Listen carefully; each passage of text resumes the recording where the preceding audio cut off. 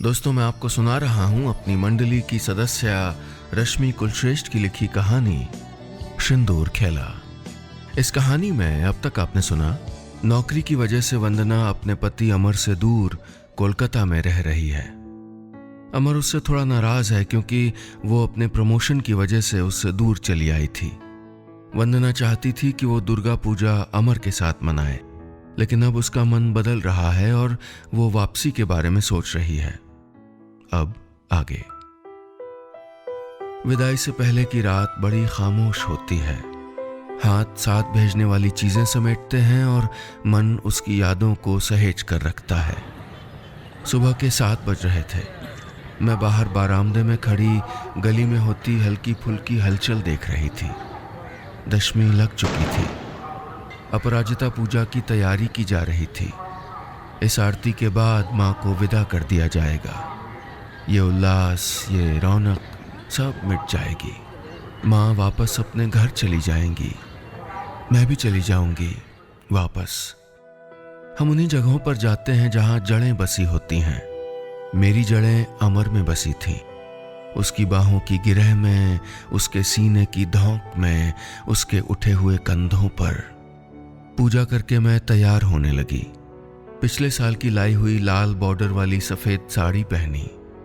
Aunty से सीखा था बंगाली घुमाव वाली साड़ी पहनना।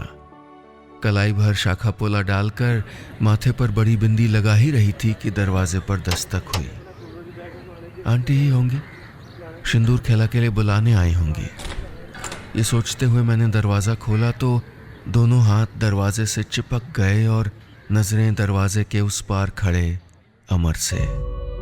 मैं सांस रोके एक टक देखती रही। दिल हो रहा था मुंह फेर कर रो दूं, लेकिन इसी दरवाजे पर उसको देखने की ख्वाहिश रखने वाली मैं नजरें ही फेर नहीं पाई। उसने दरवाजे से चिपके मेरे हाथों पर अपनी उंगलियां रखते हुए कहा, वक्त पर हूं या लेट? आज नहीं आते तो हो जाते लेट। कहते हुए मैं उचक कर उसके सीने से जा लगी। उसने मुझे कस के भींच लिया। हर कसान के साथ महीनों दिनों की दूरियां कम होने लगीं। बाहर ढाक की थाप, उल्लू की गूंज और झाल मंजीरे की आवाज आने लगी। मैंने उसके सीने से अलग होते हुए पूछा, कैसी लग रही हूं? अमर ने मेरी हथेली पर लगे आलते के घेरे को चूम कर कहा, रसगुल्ला, बंगाली रसगुल्ला। वंदना, ताड़ाताड़ी करो। आंटी की आवाज उसी शोर के बीच आई। हमें आश्चर्य आंटी। मैंने तिरछी नजरों से अमर को देखते हुए जोर से आवाज लगाई। अपने बांग्ला ज्ञान की नक्शेबाजी दिखा रही थी। वो हंस पड़ा। मैं अमर का हाथ थामे दौड़कर बाहर चली आई। पंडाल में औरतें पान के पत्ते से माँ की मूर्ति के गालों को छूती और फिर उनकी मांग और माथे पर सिंदूर लगा लेती। आंटी, अमर। अपने साथ में खड़ी आंटी को बताते हुए मैंने दूर खड़े अमर की ओर उंगली दिखाई। वो सिंदूर खेला की तस्वीरें ले रहा था। आंटी ने उसे दिखाते हुए मुट्ठी भर सिंदूर उठाकर मेरी मांग, मेरे गालों पर लगा दिया। मैंने भी वही दोहरा दिया। धीरे धीरे ये लाल रंग हम पर बिखरने लगा। मेरी गहरी होती मांग, मेरे रंग से लिपटे गाल मेरी आत्मा को रंग रहे थे। प्रेम के रंग में, अमर के रंग में।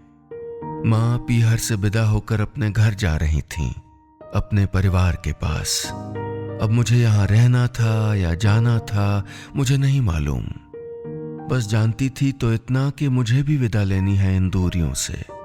करीब होना है अपने परिवार के, अपने रंगरेज के करीब।